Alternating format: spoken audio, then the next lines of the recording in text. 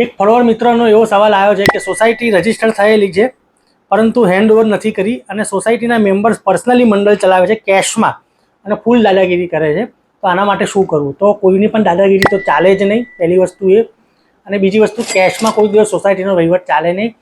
સૌથી પહેલી વાત એ છે કે જો તમારી સોસાયટી રજીસ્ટર થયેલી હોય તો તમારે ઇલેક્શન કરી અને તમારા જે મેનેજમેન્ટ છે એનું ચૂંટણી કાઢવા પડે ને એ લોકો વહીવટ ચલાવવા. એ લોકો પણ કેશમાં વહીવટ ચલાવી શકતા નથી અને દાદાગીરી કોઈ પણ જાતની કરી શકતા નથી.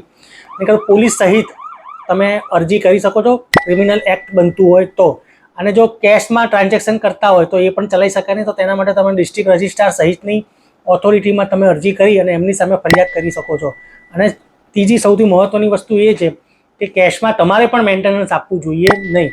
તમારે મેન્ટેનન્સ કે જે પણ સોસાયટીનો ખર્ચ સોસાયટી પેટે આપવાનો હોય એ હંમેશા ચેકથી અથવા તો ઓનલાઈન માધ્યમથી પુરાવો રહે એવી રીતે તમારે આપવો જોઈએ. એટલે કોઈ પણ કાળે સોસાયટી દ્વારા કેશથી વહીવટ ચલાવાય નહીં. હા, અમુક નાનો મોટો મિસેલેનિયસ પરચુરણ ખર્ચો હોય 1000, 2000, 3000 સુધીનો, તો એ પણ એ ઠરાવ કરી એની મર્યાદા નક્કી કરવી પડે અને મર્યાદા જેટલું જ કેશ ટ્રાન્ઝેક્શન થઈ શકે.